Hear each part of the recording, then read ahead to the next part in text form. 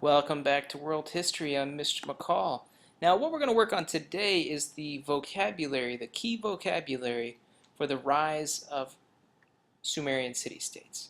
What did we talk about last? Well, last we were talking about the Paleolithic Age, where people were hunting and gathering, and the beginning of the Neolithic Age, where people started farming. And we talked about how great things looked for the Neolithic farmer. They didn't have to go out chasing their food. It wasn't dangerous like before. They didn't have to fight off wild animals like they did before. They had their food right outside their door. It was beautiful. Well, today we're going to talk about the rise of city-states. So, what is Mesopotamia first off? Let's start there. Mesopotamia is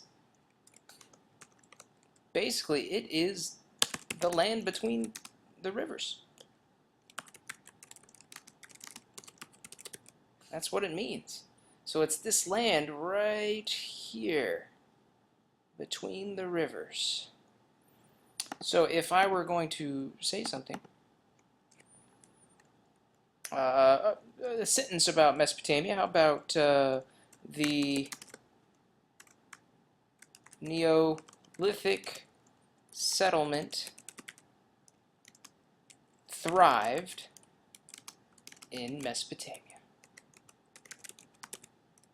Very good. That is vocabulary dense. And then we have our picture over here. Mesopotamia, right between these two rivers. What rivers are we talking about? Let's see if we can answer that. First off, we have the Tigris. The Tigris River comes up first. So I would say that this is a river in southwest Asia that forms Mesopotamia, the border of Mesopotamia. Now, if I were going to do a sentence, I would say the farmers used water from the Tigris River. And I've also heard Tigris. I might be just completely wrong, but I'm going to call it Tigris. Okay, so if we were going to draw a picture for this one, I would draw, I'm going to do an M right there, and I'm going to call that the Tigris. Now, the way I remember this is that the Tigris actually runs on top. So on most maps, when you look at the two rivers, Tigris is on top. All right, so there we go. We've got it. We're ready for our next one, the Euphrates River. So let's take a look at the Euphrates River. Basically the same thing. A river in southwest Asia that forms the border of Mesopotamia, because Mesopotamia means the land between two rivers. You can have them both. So let's say the farmer used the Euphrates River to irrigate his crops. Alright, so we have the Euphrates River, and we have irrigate, which we're going to talk more about. Crops are just, they're plants. Now, this one is very, very similar to the Tigris River, so our picture is going to look very, very similar. We have Mesopotamia here, and I'm going to call this the Euphrates.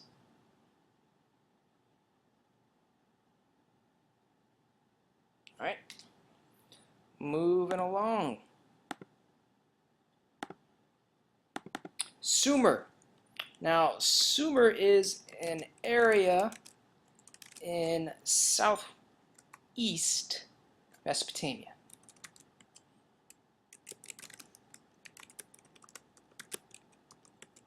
And this is the place where city-states take off.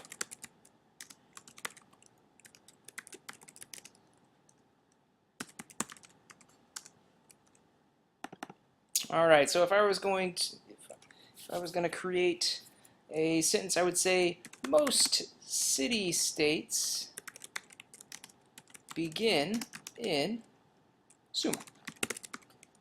Now, this is Sumer, not summer. It's this yellow area on the map.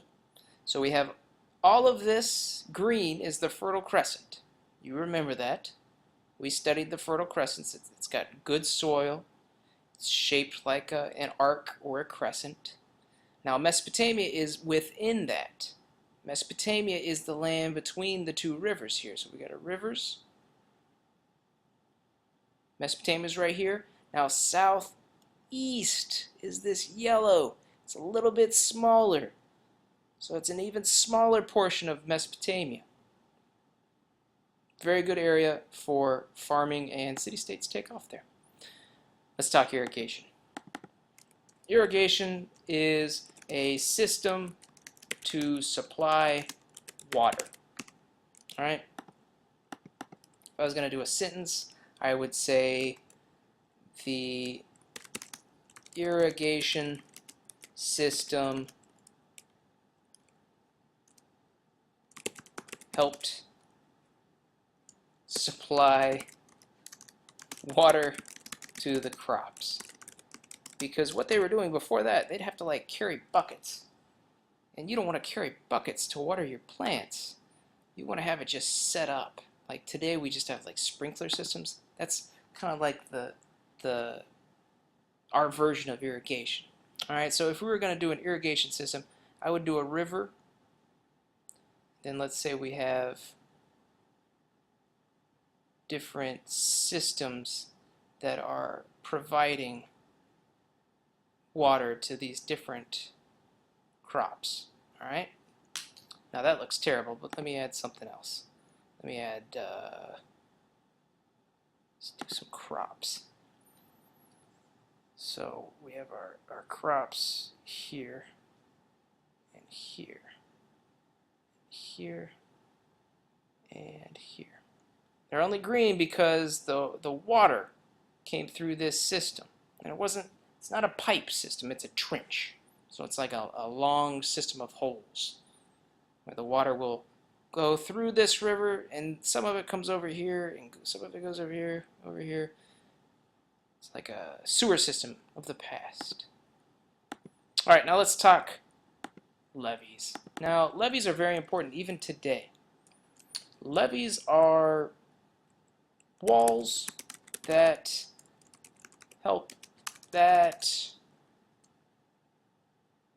keep rivers from flooding.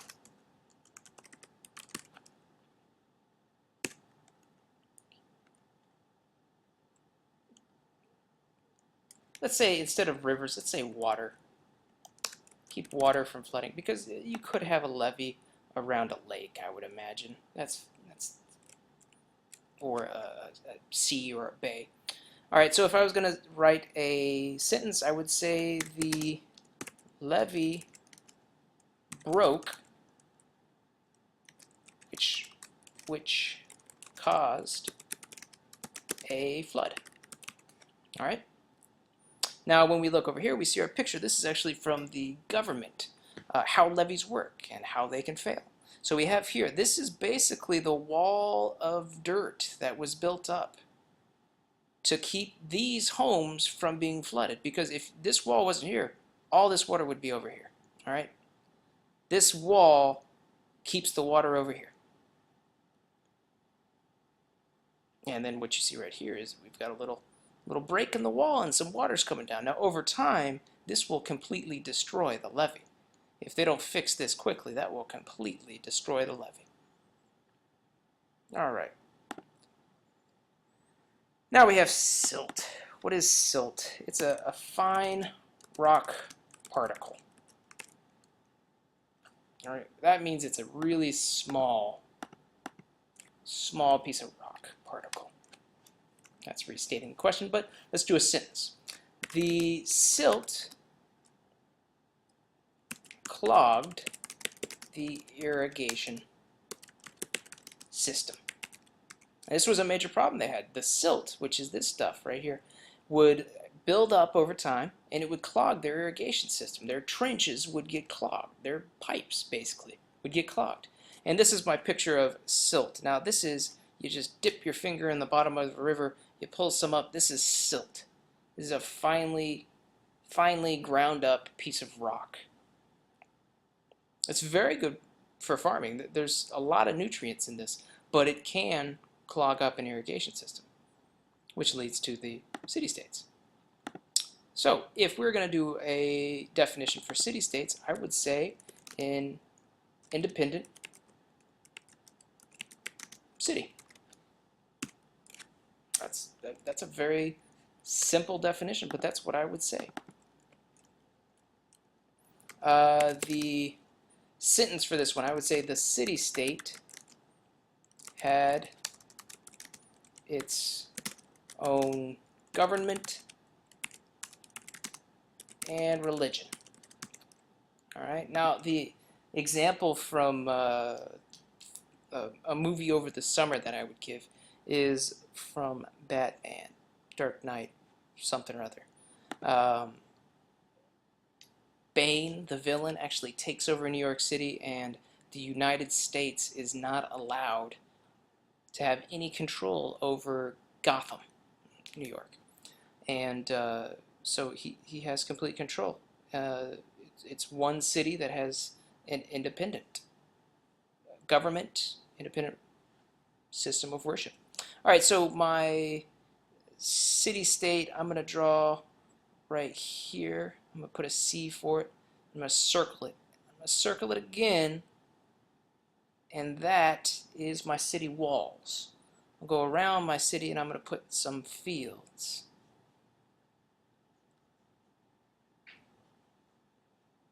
All right, then I'm going to change my color, and I know this is a long one, but you know these vocab charts, they just take some time. Now, what I have here is I have a river flowing by, and I have my city moat.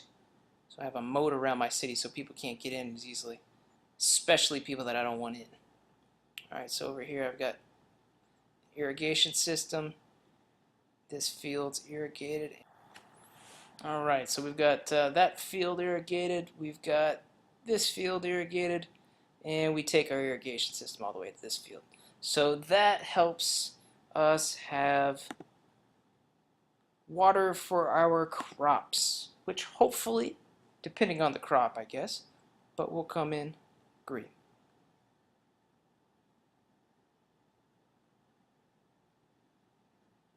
All right, so then they have food. They don't have to go off looking for their food like they did in Paleolithic times. They have their city-state. It's completely independent from any other cities or villages, and they have their food. They have everything they need for their city. I hope this has been edifying. This is Mr. McCall. Take care.